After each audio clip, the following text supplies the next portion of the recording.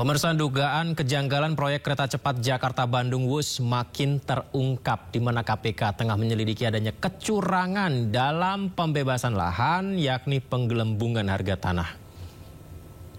KPK mulai menyelidiki indikasi penggelembungan harga tanah serta praktik jual beli aset negara yang tidak semestinya terjadi dalam proyek kereta cepat Wush.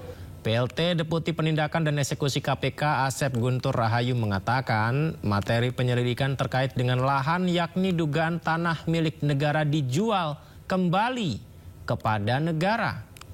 Menurut Asep, dalam materi penyelidikan ini ada indikasi penggelembungan harga tanah jauh di atas nilai wajar sehingga negara mengalami kerugian yang signifikan. Penyelidikan KPK berlangsung di tengah pernyataan Presiden Prabowo akan ambil alih tanggung jawab penuh atas utang proyek kereta cepat Wush. Di dalam pelaksanaan proyek ini ada orang atau oknum, ya siapapun itu, apakah pengusaha, memanfaatkan proyek ini untuk mengambil keuntungan, jika dia minta untuk dibalikin ke negara atau yang dia keuntungan tidak sahnya. Artinya misalkan pengadaan lahan, nah orang itu misalkan di pengadaan lahan yang harusnya di harga wajarnya 10, lalu dia jadi 100, kan jadi nggak wajar. Nah, kembalikan, negara kan rugi. Yang harusnya negara hanya membeli tanah itu dengan harga 10, kemudian di harga 100. Balikin. Ini diproses pengadaan oleh Sebelumnya KPK menetapkan Gubernur Riau Abdul Wahid sebagai tersangka korupsi pemerasan dengan modus minta jatah uang dari anggaran proyek infrastruktur tahun anggaran 2025. Abdul Wahid diduga mengancam akan mencopot kepala UPT jika tidak menyetor jatah sebesar 7 miliar rupiah.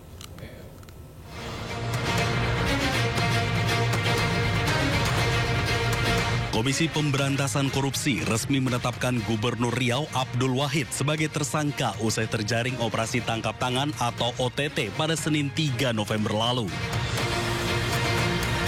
Kader Partai Kebangkitan Bangsa ini diduga melakukan tindak pidana korupsi pemerasan anggaran Dinas PUPR PKPP Provinsi Riau.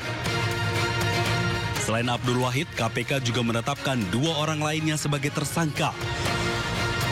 Mereka adalah Kepala Dinas PUPR PKPP Muhammad Arif Setiawan serta tenaga ahli Gubernur Dani M. Nur Salam. Namun saudara Mas yang merepresentasikan saudara AW meminta fee sebesar 5% atau 7 miliar. Bagi yang tidak menuruti perintah tersebut, diancam dengan pencopotan ataupun mutasi dari jabatannya. Di kalangan Dinas PUPR PKPP Riau, permintaan ini dikenal sebagai istilah jatah preman. Kini ketiga tersangka ditahan selama 20 hari terhitung Selasa 4 November 2025 sampai dengan 23 November 2025. Dari Jakarta, Tim Liputan iNews melaporkan. Seorang kepala desa di Kabupaten Kuningan, Jawa Barat ditahan usai terbukti korupsi dana desa sebesar 1 miliar rupiah. Uang korupsi digunakan membayar cicilan di bank serta keperluan pribadinya dari sang kepala desa.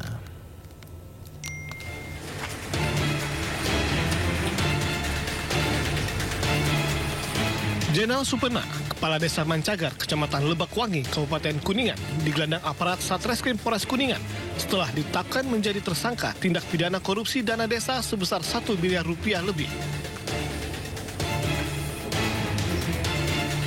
Dari hasil penyelidikan, tersangka mengaku menggunakan dana desa anggaran tahun 2022 hingga 2023. Modus tersangka tidak menyalurkan uang dana desa kepada pelaksana kegiatan. Tidak hanya itu, korupsi dilakukan tersangka bersama Kepala Urusan Keuangan Desa yang kini masih tahap penyidikan sebagai saksi. Uang hasil korupsi ini digunakan tersangka untuk keperluan pribadinya, yakni membayar cicilan ke bank. Desa Mancagar, Kecamatan Lebakwangi, itu mendapatkan dana desa di mana di tahun 2022 itu sebesar 1.372 juta.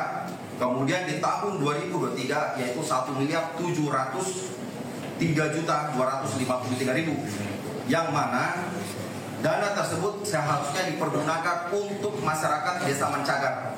Namun pada pelaksanaannya, Kepala Desa beserta KUR Keuangan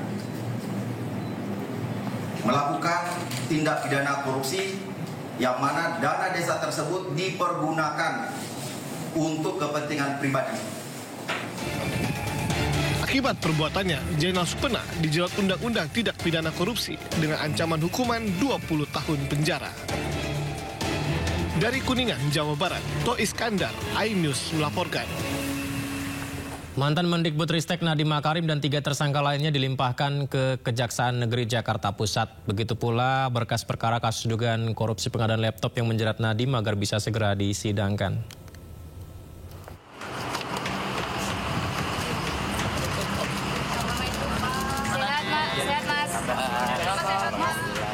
Petugas Kejaksaan Agung mengawal ketat 4 tersangka kasus korupsi pengadaan laptop Chromebook dalam program digitalisasi pendidikan tahun 2019-2022 ke Kejaksaan Negeri Jakarta Pusat.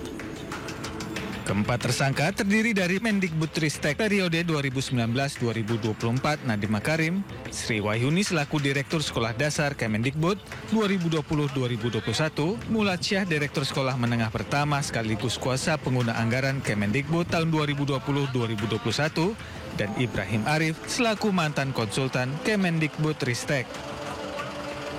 Pasca penyerahan ke Kejari, selama 20 hari ke depan berkas akan dilimpahkan ke Pengadilan Tindak Pidana Korupsi Tipikor.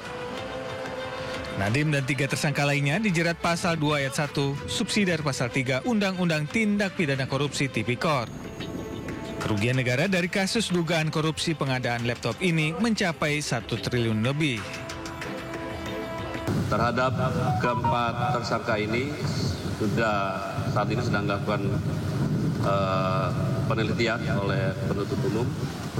Berikut juga barang buktinya. Terkait perkara ini nanti sekarang sepenuhnya ada di penuntut umum pada Kejaksaan Negeri Jakarta Pusat, dan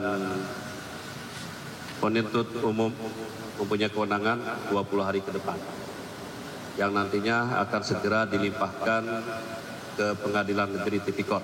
Saya hanya ingin mengucapkan terima kasih kepada pihak kejaksaan yang sudah menyelesaikan tahap pemeriksaan. Saya juga ingin bilang, karena ini Hari Pahlawan ya, saya jadi keinget waktu upacara di Kemendikbud itu mengenang para pahlawan tanpa tanda jasa, yaitu guru-guru. Jadi saya ingin mengucapkan salam hormat kepada guru se-Indonesia. Saya alhamdulillah sehat, walaupun ini masa yang sulit buat saya karena terpisah dengan keluarga, dan 4 anak saya masih sangat kecil, jadi masih sangat membutuhkan ayahnya. Tapi alhamdulillah saya diberikan kekuatan dan saya berikan kesehatan, karena Allah ada senantiasa selalu ada di sisi saya, karena Allah selalu ada di sisi kebenaran. Sementara itu untuk tersangka Joristan selaku staf khusus Mendikbudristek tahun 2020-2024 belum dilimpahkan ke penuntut umum lantaran masih berstatus buron. Dari Jakarta, Rani Sanjaya, iNews melaporkan.